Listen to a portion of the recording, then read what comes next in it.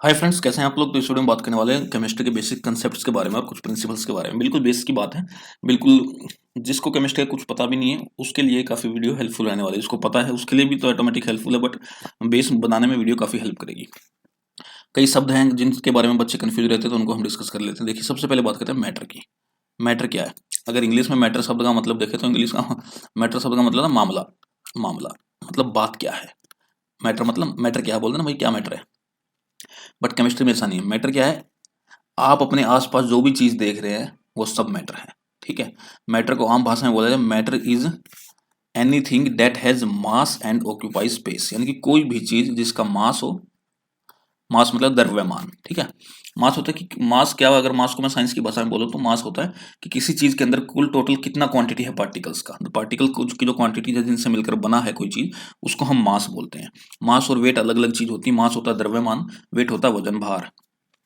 ठीक है। तो जो वेट होता है वो होता है mass into acceleration due to gravity. W होता है एम इंटू जी। ठीक है। तो मैटर के बारे में देखा हमने कि हमारे आसपास जो भी चीज़ है, जैसे मान लीजिए गिलास है, कप है, पेन है, पेंसिल है, लैपटॉप है, मोबाइल है, टेबल लैंप है, एसी है, फ्रिज है, दवाई है, एक्स वाई जेड, जिसने थोड़ी सी जगह घेर रखी हो और उसका कुछ अपना खुद द्रव्यमान हो, मास हो, उसको हम मैटर बोलते हैं। तो उम्मीद करते हैं आपको समझ आया है। आगे देखते हैं अगला कंसेप्ट, एलिमेंट।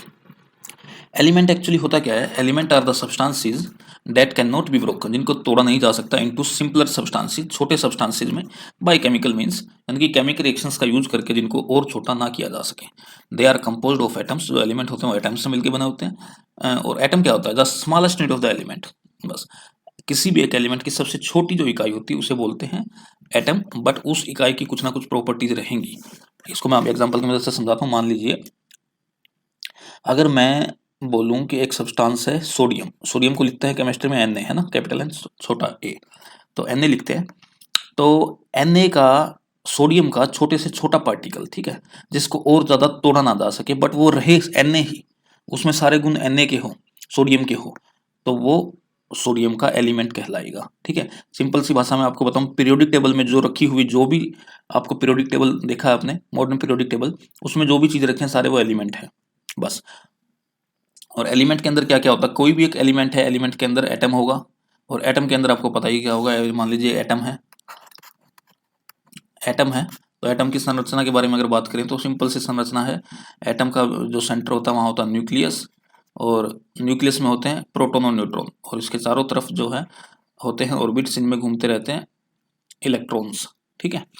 तो बेसिक है, ज़्यादा डिटेल में थोड़ा आगे पढ़ेंगे, लेकिन अभी बेसिक क्लियर कर लिया कि हमने element are the substances that can not be broken down into simpler substances by chemical means, यानी कि केमिकल रिएक्शंस का यूज करके या फिर किसी केमिकल तरीके से जिन सब्सटेंसेस को और ज्यादा तोड़ा ही ना जा सके उसे एलिमेंट बोला जाएगा। और एलिमेंट जो होते हैं वो एटम से मिलकर बनाते हैं। और एटम क्या होता है? एटम होता है smallest unit of the element that retain its chemical properties. Smallest unit है, लेकिन वो उसकी केमिकल प्रॉपर्टीज को रिटेन करता है, बनाए रखता है। अब जैसा कि एटम्स हमने पढ़ ही लिया है, फिर भी देखते हैं, क्लियर करते हैं। Atoms consist of nucleus,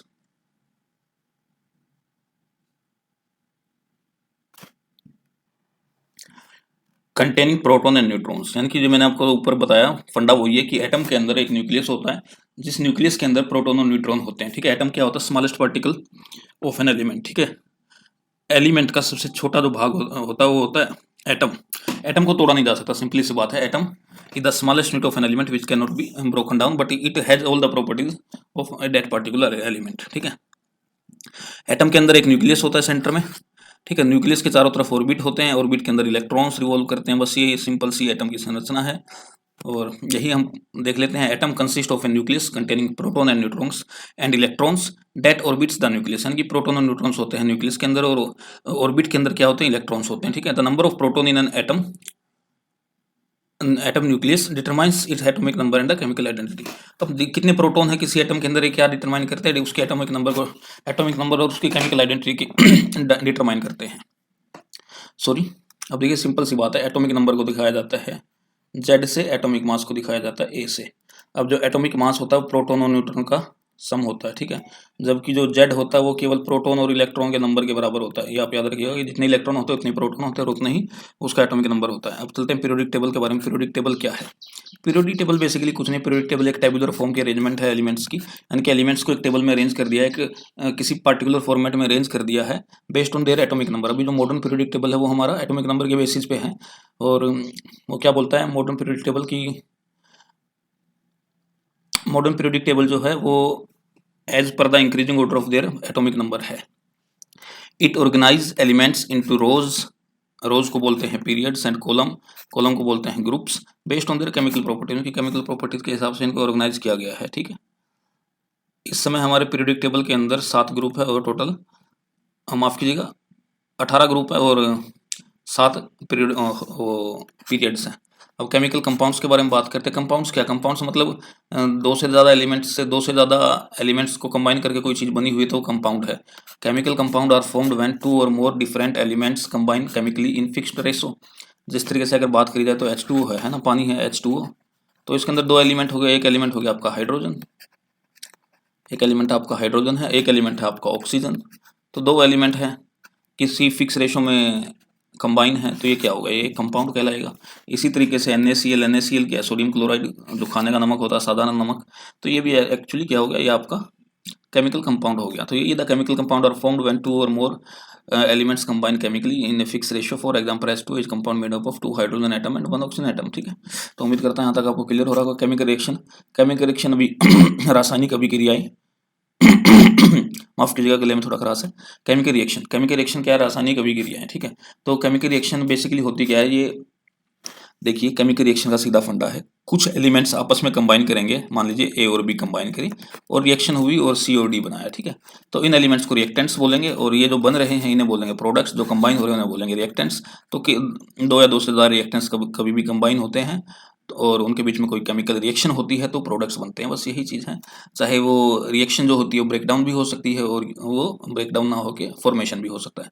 chemical reaction involve transformation of substances into different substances through breaking and forming of chemical bonds. यानी कि केमिकल रिएक्शन के अंदर सब्सटेंसेस का क्या होता है? ट्रांसफॉर्मेशन होता है दूसरे सब्सटेंसेस में।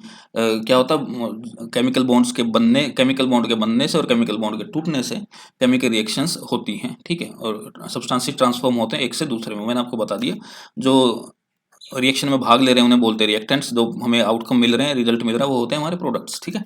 रिएक्टेंट्स आर सब्सटेंसेस, ये बता दिया, ये हो गए रिएक्टेंट, और जो सब्सटेंसेस जो मिल रहे हैं हो गए प्रोडक्ट, ठीक है। आगे चलते हैं। केमिकल इक्वेशन क्या है? केमिकल इक्वेशन बेसिकली एक नोटेशन है, एक रिप्रेजेंटेशन है किसी भी केमिकल रिएक्शंस को दिखाने की, ठीक है। केमिकल वर्डिंग्स पढ़ लेते हैं क्या? Chemical reactions are often represented using chemical equations, ठीक है। केमिकल इक्वेशंस का यूज करके ही हम किसी केमिकल रिएक्शन को रिप्रेजेंट करते हैं, जिसके अंदर रिएक्टेंट्स होते हैं, प्रोडक्ट्स होते हैं और with their the coefficients including stoichiometric coefficients, ठीक है। तो ये सिंपल फंडा है। मान लीजिए ये ए है, बी है, सी है, ठीक है। ये रिएक्शन हुई और बना D प्लस E।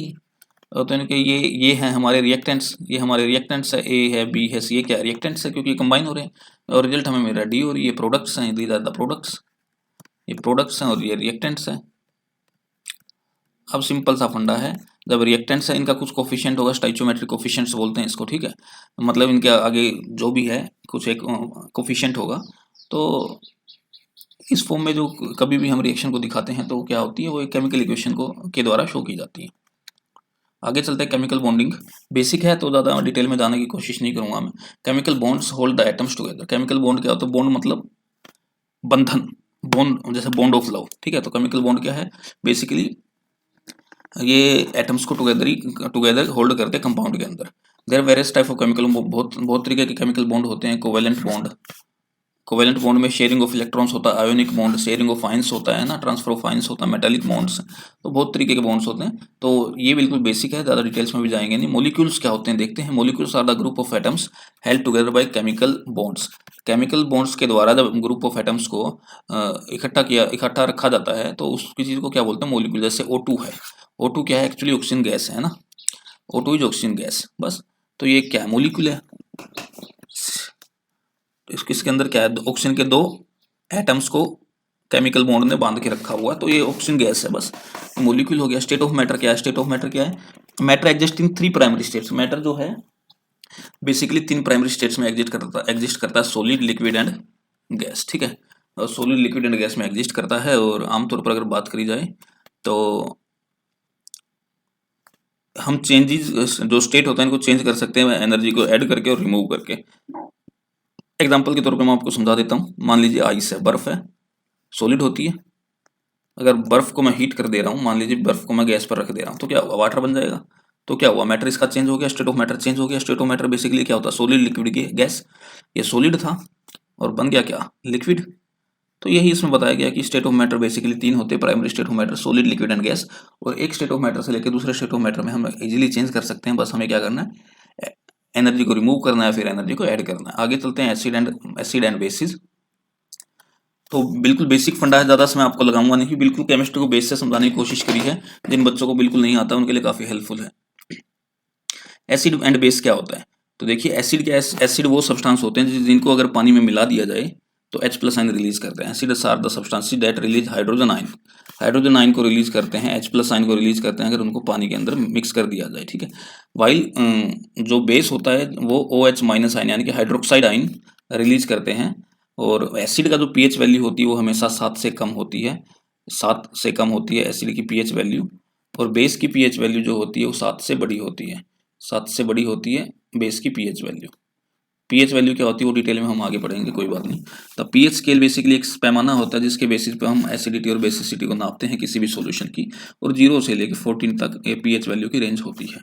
आगे चलते हैं केमिकल काइनेटिक्स। केमिकल काइनेटिक्स क्या है, केमिकल काइनेटिक्स एक्चुअली स्टडी है, केमिकल काइनेटिक्स द स्टडी है of the rate of at with the chemical reaction occur and factors that influence reaction rate. यानी कि chemical kinetics जो है वो एक केमिस्ट्री की ही ब्रांच है जिसमें हम कोई रिएक्शन हो रही है तो उसकी रिएक्शन रेट्स के बारे में स्टडी करते हैं, और किन किन फैक्टर्स पे वो रिएक्शन रेट डिपेंड करती है उसके बारे में हम स्टडी करते हैं केमिकल काइनेटिक्स में। अब केमिकल थर्मोडाइनमिक्स क्या है, ये केमिकल थर्मोडाइनमिक्स ये है, ये डील करती है एनर्जी चेंजेस से रिलेटेड जो कि केमिकल रिएक्शन के दौरान हो रहे हैं, जैसे कि concept like enthalpy, entropy and Gibbs free energy, ठीक है। ये थोड़ा हाई हो गया, 11th मतलब अबाउट 10th स्टैंडर्ड हो गया, तो बिल्कुल फिर भी पता होना चाहिए कि केमिकल थर्मोडाइनमिक्स क्या, थर्मोडाइनमिक्स में इन्वॉल्वमेंट ऑफ टेम्परेचर, थर्मोडाइनमिक्स का मतलब है कि टेम्परेचर का इन्वॉल्वमेंट है ना, स्टडी ऑफ टेम्परेचर। तो जब भी हम किसी केमिकल रिएक्शन में उसके केमिकल रिएक्शन के दौरान जो एनर्जी में जो बदलाव हो रहा है उसके बारे में डील करते हैं, तो वो एक्चुअली केमिस्ट्री की जिस ब्रांच के अंदर आता है उसे बोलते हैं केमिकल थर्मोडाइनमिक्स। जैसे कि enthalpy, entropy, Gibbs free energy के बारे में हम जब स्टडी करते हैं, ठीक है। तो मैं नहीं मानता कि इससे ज़्यादा आपको बताने की जरूरत है, बेसिक था, फिर भी एक 14th पॉइंट और मैं बता देता हूँ।